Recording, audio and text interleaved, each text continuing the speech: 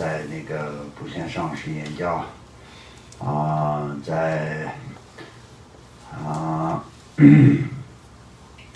普贤上师言教的在共同外潜心跟不共内潜心然后在共同外潜心方面圆满，然后在不共内潜心方面呢，就是在现在呢，就是皈依的方面已经圆满了，然后发心的方面呢，就现在有讲到那个在正式发心的这个方面，我们接下来呢，就是今天要学习的部分呢，就是在正式发心的方面。那么我们在没有在讲课之前，我们在讲课跟听课的过程，我们都要做殊胜无量的发心要发菩提心，为所有一切众生那么就要发菩提心。我们要知道，在自己在整个的这个轮回的过程当中，无论在多长的时间里面，有无数的父母一直对我们有非常殊胜也非常大的恩德，所以我们今天就是有获得了圆满人生，也获得了殊胜的教法。那么这个时候呢，我们就为所有在六道当中到现在也是不断的一直在痛苦的，那么本身在每一个众生的心里的想要的是想要获得快乐感恩幸福，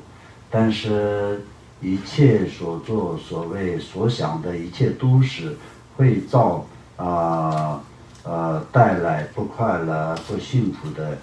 因，一直都是造业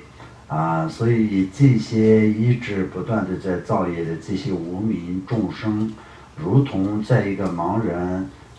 就在一个空旷的荒野中一样的，没有任何真正的可以能够可以要去到的一个方向，如同我们在所有的众生也是在轮回的苦海当中，无明的这种海岸当中呢，就是一直都找不出任何一个取舍善跟恶的这种方向的这些一切众生都是非常的可怜，所以呢，我们就是一定要为所有的这些父母众生要发菩提心，像长期的话也是要祈祷上师三宝，祈祷观世音菩萨，祈祷大慈大悲的一切诸佛菩萨。那么为了能够可以救度一切众生，我的修持要圆满，我就为了所有一切众生，今天就是要听普贤上师言教，然后祈祷八祖仁波切，以及祈祷所有的这个传承上师们，以大慈大悲救度一切众生祈祷文殊菩萨。那么我有任何的无明跟愚痴的这些海岸当中呢，能够可以在获得胜利圆满的智慧，以这样去祈祷，然后也是为一切众生要发菩提心。那么今天是为了所有一切众生从轮回的苦海当中要解脱，获得圆满正等觉佛的果位，因此我也是要开始学习普贤上师言教，同时也是现在已经是在不共内潜心的方面，就是修持大圆满法的不共同的潜心当中呢，就是皈依的方面就已经圆满了，现在呢就是正式要修持发菩提心的方面。那么在整个的佛教九乘当中来说呢，就尤其是大乘佛教的整个的一个教法当中呢，就是菩提心是最为重要的。那么整个的在这个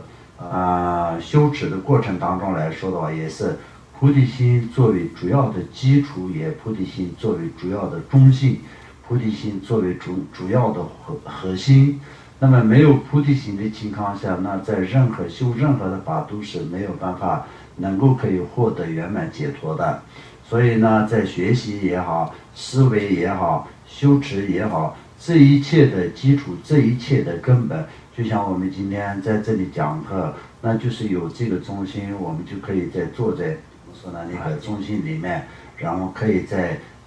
安心的听课。如果是没有一个这样的一个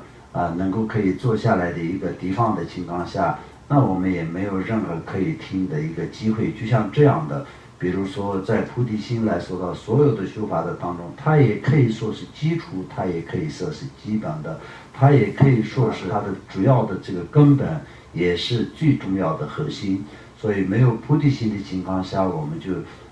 修持任何法或者学习多少的佛法，从这种解脱的，从要解脱的一个层面来说的话，那就什么都没有用的，一切都是要靠菩提心而能够可以获得圆满的怎么菩提果位。那么如果是你不想要获得菩提果位，只是一个把这个佛法当做一个学问来看，或者是当做一个要研究来看，或者这样的情况下，那你就没有菩提心的情况下也是可以学习的，但这个跟解脱没有任何关系的。那你学了释迦牟尼佛的一切教法，那么就是你懂得了一切理论，但是你没有按照释迦牟尼佛所讲的一样发菩提心，为所有一切众生发菩提心的情况下，那你跟解脱是完全是相反了的，没有任何的帮助的。所以呢，就是菩提心是非常重要，所以我们就一定要发菩提心。每次我们讲课前面呢，就是特别重视要讲发菩提心的部分来说的话，这都是非常需要的，也非常有必要的。所以我们也是每次要提醒的过后呢，就不能说是现在我们就是每堂讲课的前面呢，就是会有一等等这个发菩提心的方面，这个就反正就是我们听过就可以那就不用去特别去发心。以这种想法的话就是不对的，因为做修法也好，听课也好，都是会有功德，非常殊胜的功德，尤其是听课的功德是无量的殊胜。但是这个功德能够可以得到这种同等的这种效果，是完全是靠三殊胜。所以第一个是发心的殊胜，当然呢，就是大家都是已经按照那个在我们每天的讲课的时间来。然后特别重视来到这里听课，而且这个时间也是不会安排其他的任何事情，然后就是特别重视来这边听课，那就是这就是相当就是有重视解脱，重视修心。那么在这个过程当中来说的话，也是每次必须得要提醒再一次的发心，这个也是非常重要的，不然有的时候就会忘记发心，或者是有就是有这种情况下，那又达不到三殊胜的效果，所以我们就一起要发菩提心。